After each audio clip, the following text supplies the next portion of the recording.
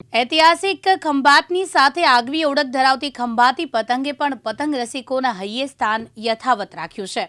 ગુજરાતના અમદાવાદ, વડોદરા, સુરત, જંબુસર, ભરૂચ, રાજકોટ, આણંદ, નડિયાદ જેવા શહેરોમાં ખંભાતી પતંગની પુષ્કળ માંગ હોય છે, પરંતુ પતંગ બનાવટના રો મટીરિયલના ભાવમાં વધારો ઝીકાતા પતંગના ભાવમાં 25%થી વધુનો ભાવ વધારો થતા પતંગના વેચાણમાં મંદી જેવો માહોલ જોવા મળી રહ્યો છે। જો કે આજે ઉત્તરાયણના આગલા દિવસે પણ જિલ્લા સિવાય અન્ય જિલ્લાઓમાં ગ્રાહકો નહીં આવતા વેપારીઓની પતંગો પડી હતી અને નુકસાન વેઠવાનો વારો આવશે તેવું લાગી રહ્યું છે।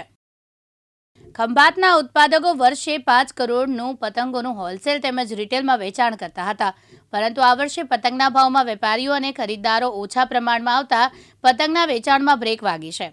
આ વર્ષે પતંગ બજાર મંદ રહેતા ઉત્પાદકોની તેજીની આશા ઠગારી નીવડી હોય તેમ લાગી રહ્યું છે।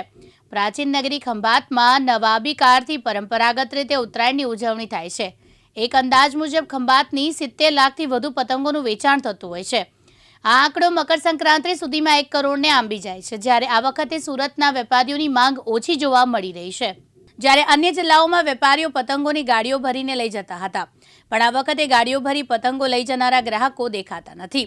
પતંગના રો મટીરિયલ્સના ભાવમાં વધારો થતાં પતંગના વેચાણના ભાવમાં પણ ગત વર્ષ કરતાં 25%નો ભાવ વધારો જોવા મળી રહ્યો છે, જેના કારણે પતંગના વેચાણ પર અસર જોવા મળી રહી છે। જે આ વખતે જે ઉત્તરાયણ છે કેવી રહેશે, પતંગોનું ઉત્પાદન કેટલું થયું છે, કેટલું વેચાણ થવાની આશા છે? પતંગનું ઉત્પાદન તો ઘણું બધું થયું છે ખંભાતમાં, પણ મતલબમાં વેચાણમાં તો બહુ થોડું ઓછું થયું છે આ વખત। જે કસ્ટમર પહેલા આવતા હતા અત્યારે આવ્યા નથી ભાવ વધારાના કારણે, અને કાચા મટીરિયલ રો મટીરિયલનો ભાવ વધુ થઈ ગયો છે। કલકત્તાથી જે માલ આવે છે એનો ભાવ વધારે છે અત્યારે હાલમાં, કાગળનો બી ભાવ વધારો થયો છે, પ્લસ મજૂરી વર્ગ બી વધારે છે અત્યારે હાલમાં। પતંગ જે ઉત્પાદનનો ખર્ચ કેટલો વધ્યો હશે અંદાજે? લગભગ પતંગે ₹1-2 વધી ગયો છે। તો ટોટલ જે ભાવ વધારો છે કેટલો છે?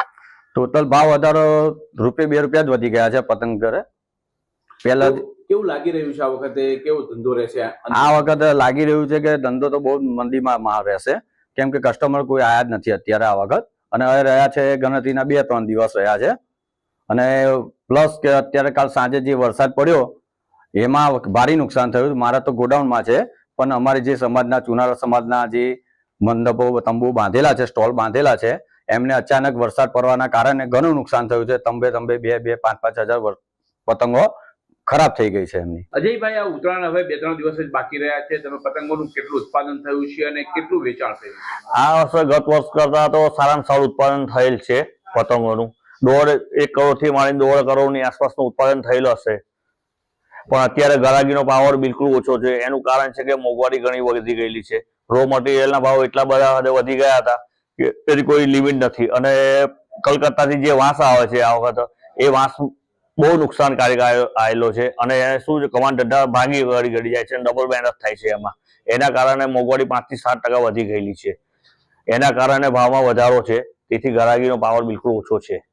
અને અત્યારે એવું લાગી રહ્યું છે કે ઓછામાં ઓછો 30 થી 40% માલ પડી રહે એવી આશા છે। યુનુસ વોરા, દિવ્યાંગ ન્યૂઝ, આણંદ।